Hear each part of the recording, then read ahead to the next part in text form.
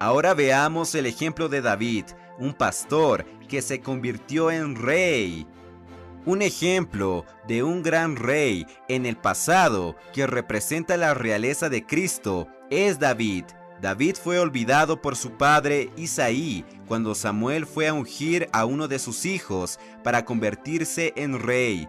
Isaí presentó solamente a 7 hijos y al último no lo presentó. Entonces Samuel preguntó si él no tenía más hijos, a lo cual él respondió que tenía uno más, que era pastor de ovejas. Esto lo vemos en 1 Samuel, capítulo 16, versículos 3 al 13. Mas Isaí no sabía que al pastorear las ovejas, David presentaba la misma condición y disposición de Dios en cuidar de su pueblo, y ese también es el deseo de Cristo. Tenemos que tener ese mismo espíritu que hubo en David de pastorear el rebaño de Dios. Eso nos muestra que cuando Él entrega un rebaño en nuestra mano, nosotros tenemos que ser responsables en cuidar bien de las ovejas, aunque nosotros no tengamos capacidad de hacerlo. En el caso de David, cuando venía un oso o un león a atacar las ovejas, él no tenía capacidad de defenderse, mas creía que si el Señor le había confiado aquellas ovejas, también le daría poder y fuerza para poder cuidar, guardar y proteger al rebaño del ataque de los animales feroces. Esto lo vemos en 1 Samuel, capítulo 17, versículos 34 al 37. Podemos ver el corazón de alguien que agradó a Dios. Podemos ver a David. Dios dice algo con respecto a él. Esto lo vemos en Hechos, capítulo 13, versículo 22, la parte B. He hallado a David, hijo de Isaí, varón conforme a mi corazón, quien hará todo lo que yo quiero. Por tanto, si usted quiere reinar con Cristo, hoy necesita ser un pastor de ovejas que cuida de sus consiervos y es fiel en lo poco que el Señor le confió. Sea fiel en aquello que el Señor le confió. Alimente a las personas con la palabra, ore por ellas, predique el evangelio, cuide de su grupo familiar de cuidado y multiplicación. Sea un miembro activo en el cuerpo de Cristo. El sacerdocio y la realeza en Salmos capítulo 23. Relacionar la realeza con el apacentamiento del rebaño de Dios está de acuerdo al Salmo 23, donde vemos al Señor como nuestro pastor. Cuando leemos ese salmo, recordamos ese aspecto de apacentamiento y cuidado que nuestro Señor dispensa a sus hijos. Él alimenta a su pueblo, mas para conducirlo a los pastos verdes y a las aguas de descanso, necesita ejercer su autoridad y manifestar su realeza. Con eso vemos que nuestro pastor no solamente posee el sacerdocio, que cuida y alimenta, mas también posee la realeza, que junto con su autoridad lleva al rebaño hacia el lugar correcto. Con su autoridad, Él no deja que su rebaño se desvíe hacia una dirección donde hay peligro. Además de eso, siempre que sea necesario, Él corrige y orienta, buscando llevarnos a los pastos verdes y a las aguas de descanso, para que haya orden. El sacerdocio y la realeza son necesarios y deben estar en todo lugar. Por ejemplo, nuestro cuerpo humano crece cuando lo alimentamos y cuidamos de él. Ese es el aspecto del sacerdocio. Mas, para que ese cuerpo pueda funcionar adecuadamente, él debe permanecer bajo la autoridad del cerebro.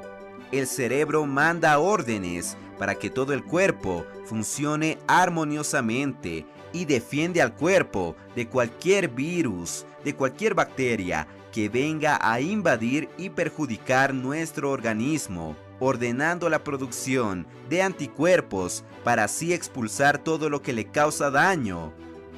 Con eso vemos que cuando todo está en orden, ambos aspectos, el sacerdocio y la realeza, están presentes. Nuestro sumo sacerdote y rey Cristo tiene tanto el sacerdocio como la realeza para poder regir, dominar y así también apacentar a su pueblo. Ahora Dios tiene preparada una palabra para los líderes.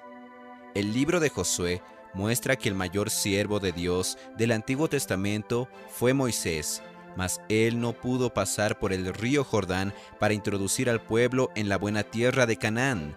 Entonces Dios cuidó para que después de Moisés viniese Josué. Fue él quien llevó al pueblo de Israel a poseer la buena tierra de Canaán. El encorajamiento, el ánimo dado por el Señor fue registrado en Josué, capítulo 1, versículos 7 al 8. Solamente esfuérzate y sé muy valiente para cuidar de hacer conforme a toda la ley que mi siervo Moisés te mandó. No te apartes de ella, ni a diestra ni a siniestra, para que seas prosperado en todas las cosas que emprendas. Nunca se apartará de tu boca este libro de la ley, sino que de día y de noche meditarás en él, para que guardes y hagas conforme a todo lo que está en él escrito, porque entonces harás prosperar tu camino y todo te saldrá bien, oh Señor Jesús. Aplicando esa palabra a nuestra experiencia, cruzar el Jordán hoy es atravesar este momento de crisis, de pandemia en el cual vivimos, que será un marco para el vivir de la iglesia. Ese momento puede ser el divisor de aguas, así como fue el río Jordán para el pueblo de Israel. Yo creo que después de la pandemia estaremos en otra condición, entraremos en la buena tierra de Canaán. Aunque tengamos que enfrentar guerras para tomar pose, apoderarnos de la bendición de Dios. Por eso necesitamos de una única dirección, de una autoridad conduciéndonos. Además de eso, durante la travesía del Jordán, los sacerdotes que cargaban el arca de la alianza, el arca del pacto, debían ser los primeros en tocar el borde del río, y después las aguas se detendrían.